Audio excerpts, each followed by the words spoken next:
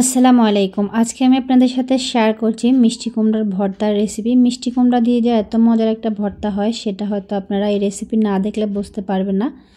তো আজকে রেসিপিটি দেখে নিন কীভাবে মিষ্টি কুমড়া দিয়ে মজাদার একটা ভর্তা তৈরি করা যায়। প্রথমে আমি এখানে মিষ্টি কুমড়া নিয়ে নিয়েছি। এখানে মিষ্টি কুমড়া এরকম একটা স্লাইস নিয়েছি। এই কুমড়াটা কিন্তু একদম পাকনা মিষ্টি কুমড়া না, আর একদম কচিও না, মোটামুটি মাঝ বয়সে একটা মিষ্টি কুমড়া হবে। এটা গত ভিডিওতে আমি আপনাদের সাথে একটা মিষ্টি কুমড়ার রেসিপি শেয়ার করেছিলাম, সেখান থেকে আমি এরকম এক টুকরা রেখে দিয়েছি। এখন এটা কেটে নিয়েছি।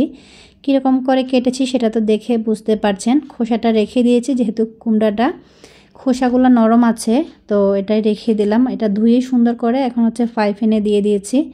সেদ্ধ বসিয়ে দিব। একটু তেল দিয়ে দিলাম, সরিষার তেল দিয়ে দিয়েছি আমি এখানে 1 টেবিল চামচ, আর একটু পানি দিয়ে এটা ঢেকে সেদ্ধ বসিয়ে দিয়েছি।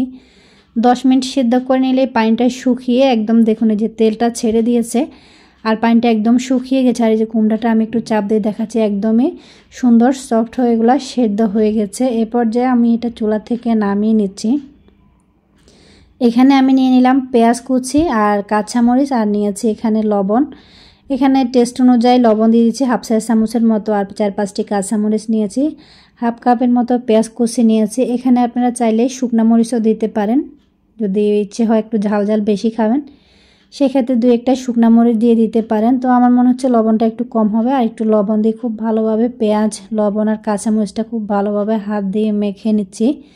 এটা মেখে যে রসটা বের হয়, এটা যতটা মাখানো ভালো হয় ভর্তার টেস্টটা খুব ভালো হয়। খুব সুন্দর করে আমি এটা মেখে নিয়ে এখন কুমড়াগুলো হাত দিয়ে আস্তে আস্তে একটা একটা করে ম্যাশ করে নিচ্ছি। কুমড়াগুলো যেহেতু চুলা থেকে সবেমাত্র নামাইছি, হালকা হালকা একটু গরম আছে, তো আমি হাত দিয়ে সহ্য হয় সেরকম অবস্থায় গরম আছে একটু, যেটা একটু বেশি গরম সেটা অ্যাভয়েড করে, যেগুলো একটু গরমটা কম আছে হাত দিয়ে এভাবে করে আমি সবগুলো মেখে নিচ্ছি।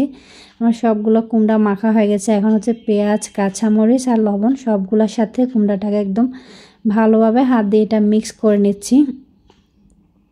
খুব সুন্দর করে মিক্স করা হয়ে গেছে। এখন যে কুমড়া যে ভাজি করেছিলাম সেখানে যে তেলটা ছিল সেই তেলটা আমি দিয়ে দিচ্ছি। চাইলে এখানে এক্সট্রা করে একটু সরিষার তেল দিতে পারেন। তো আমি মনে হচ্ছে যে এখানে অনেকগুলো তেল রয়ে গেছে, এর থেকে বেশি যদি তেলটা দিই কুমড়াটা খেতে ভালো লাগবে না, সেজন্য আমি আর তেলটা দিলাম না। তো এভাবে করে মেখে নিয়েছি। আর এই ভর্তাটা যদি আপনারা গরম গরম ভাতের সাথে খেতে পারেন, এটা যে এত অসাধারণ লাগে, না খেয়ে থাকলে বুঝবেন না। আর একটু তেল ছিল, আমি উপর দিয়ে একটু দিয়ে দিচ্ছি জাস্ট এই সুন্দর লাগার জন্য। তো এখানে চাইলে আপনারা একটু সরিষার তেল দিতে পারেন একটু বেশি করে, এতে করে ভর্তার যে টেস্টটা আসে সেটাও ভালো লাগে, দেখতেও সুন্দর লাগে। 2টা শুকনা মরিচ দিয়ে দিলাম উপর দিয়ে। এই যে তৈরি হয়ে গেল আমার মিষ্টি কুমড়ার ভর্তার রেসিপি। এত সহজ তৈরি করার, খেতে এত মজা, কি বলবো। আপনারাও চাইলে এভাবে একবার বাসায় তৈরি করে নিতে পারেন। আমার আজকের রেসিপি এ পর্যন্তই। আল্লাহ হাফেজ।